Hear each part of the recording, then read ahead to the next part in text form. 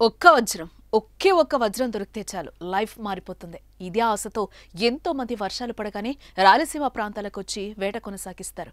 ఈ వేటలో కొందరికి లక్కలసొచ్చి లైఫ్ యూటర్న్ తిరిగి లక్షాధికారులు అవుతున్నారు. ఇప్పటికే చాలా మందికి వజ్రాలు దొరికి రాత మారగా తాజాగా మరో రైతు పంట పండింది. ఈ రైతు వజ్రాల కోసం వేట సాగించలేదు. తన పొలంలో తాను పనులు చేస్తూ ఉండగానే వజ్రం కంటపడింది. దీంతో అతని ముఖం రత్నం కంటే ఎక్కువగా వెలిగిపోయింది.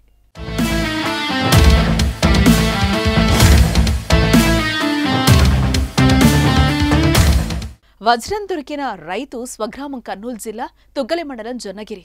ఎప్పట్లాగే పొలంలో పనికి వెళ్లగా వజ్రం దొరికింది. రైతుకు దొరికిన వజ్రాన్ని వ్యాపారులు భారీ ధరకు దక్కించుకున్నారు. 6 లక్షల రూపాయల నగదు, 4 తులాల బంగారం ఇచ్చి కొనుగోలు చేశారు. దీంతో రైతింట ఆనందం నెలకొంది. రాయలసీమ రతనాల సీమ అని ఎవరన్నారో గాని దానిని నిజం చేస్తూ అక్కడి మట్టిలో వజ్రాలు దొరుకుతూ ఉంటాయి.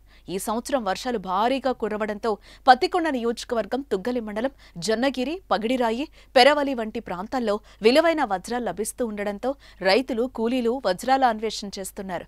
నెలల నుండి వజ్రాల కోసం అన్వేషణ సాగిస్తున్నారు. ఇప్పటి వరకు 48 వజ్రాలు దొరికాయి. దొరికిన వారు ఒక్క రోజులో లక్షాధికారులుగా మారారు.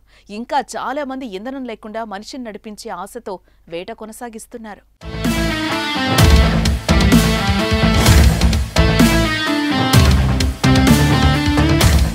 ఇటీవల మళ్లీ విస్తారంగా వర్షాలు కురవడంతో మరోసారి వజ్రాలు వెతికేందుకు జనాలు కర్నూలు జిల్లాకు తరలిస్తున్నారు.